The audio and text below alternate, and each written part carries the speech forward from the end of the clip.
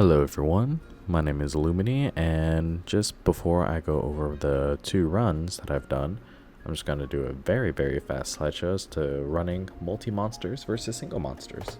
So, why should you care? Honestly, it's a matter of enjoyment. Sometimes for those of us who do the same IL runs over and over again, it's a nice way to change things up. Sometimes there's differences in set planning, there's some slight changes in our scripts, especially since for example, if you normally bust up all your resources on the first guy in your standard one monster quest, maybe now you got to figure out how you're going to stretch out those resources throughout 3 guys or maybe 2 guys, depending on whatever the quest is. And not only that, but there's also some slight differences in the monster thresholds as well. Usually, of course, multi-monsters, every individual monster has less HP than their standard single-player counterpart. But sometimes that trade-off is that they get slightly higher attack. And for the most part, like I said, biggest thing for me is that it's a test of resource management. Especially since, let's just say if you're using a Frostcraft weapon and you would normally try to utilize all your traps on that single monster, now you got to figure out, alright, well, am I going to use any endemic life here? Am I just going to say, fuck it, just go straight to it? Am I going to use a monster to beat up another monster? It's just a bunch of different things that you might actually consider. I mean, one thing for sure is that normally for me, I don't really consider using blast weapons too much. However, when every monster's got less HP, blast ends up being slightly better. Granted, blast still isn't that great in master rank, but there's something that you might want to think about. Same thing with poison. The poison damage in itself isn't going to really change too much, but since every individual monster has slightly less HP, maybe you can make more use out of 4A. That just also as a heads up, if you use mods, in which I will be using for both of the single monster and multi-monster quests. The one mod that I do use, it only sets the very first monster's spawn, so it does not affect monsters 2, 3, and however many more. So it's just something to keep in mind. Granted, of course, every monster has their own A, B, C spawns. So for some, I guess for some folks that can provide a slightly better sense of consistency, especially since you're not trying to gamble on 2 30%, or maybe you're trying to gamble on 2 10%, which I think, I'm no statistical master, but my assumption is around a 1% chance, but I know that's not technically the correct statistical odds, but you get the idea. But that being said, it is very possible that could not actually be the case. And I think a little bit more research needs to go into it. However, for now, I'm just gonna keep on utilizing it. But if you're a little bit wary about all that, then sure, just set that spawn mod to default.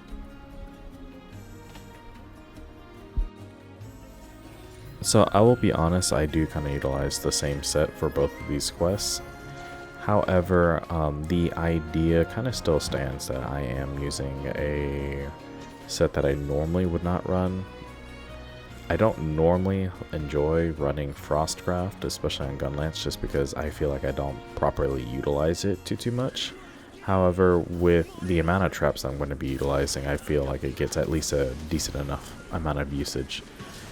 The other thing to actually kind of note is that on this single monster quest, it actually takes 3 hail cutters to get Bishaten into the Wyvern Mountain state, and that's pretty significant because it means that I actually have to make sure I get all 3 in, or just pray that on the 3rd hail cutter that he does not move, because you know, we're trying to script this out, try to make things as consistent as possible. And if that shit's not consistent, then you can bet your bottom dollar that we're going to be resetting on this quite a lot.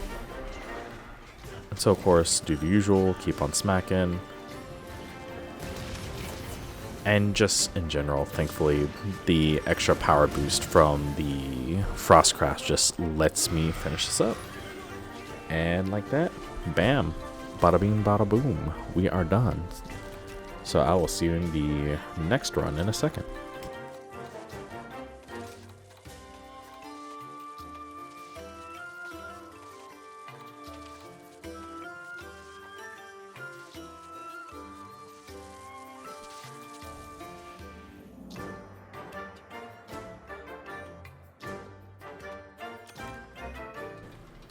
Okay, I had to redo the audio for this one because I was attempting to do a live commentary, but you know me, I always fuck up my audio settings somehow.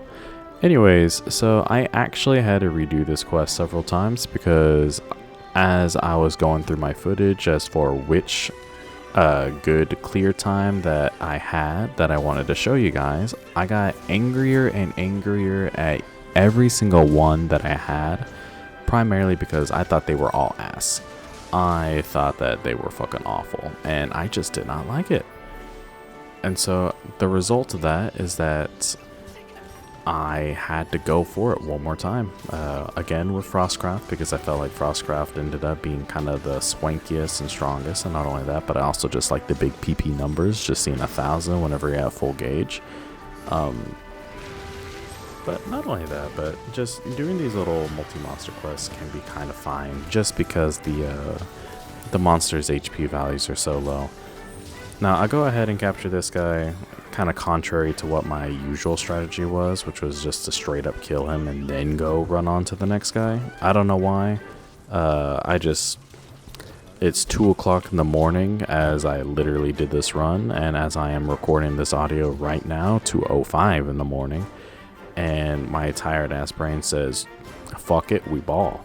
And especially right here, thankfully you could really see this kind of come into play with the fuck it, we ball, because since the dogs already have their chain sights up, then you don't have to really worry about them losing out on any damage for not setting up a trap, because again, it's still ready. But if this was like 3 Bishatens, then maybe we could be in trouble, just because they probably would have lost their steam by the 3rd one. But again, just usual shit. We just keep on spamming Hail Cutter to get these doggies to have a whirlwind of a time. Not only that, but also just be wary, Sandy Plains. This place sucks for your dogs, just because dogs love looking at sleeping monsters. And with that, I see that he's in the blue after a little dodge, and bam, we are done with the quest and sub 220. But again, if you just kind of wanted to change things up, just spice things up in your hunting life, try a multi-monster quest. You might be surprised that you might find it enjoyable, just because like the monster doesn't die in 1 minute, it'll die in 2 minutes or whatever.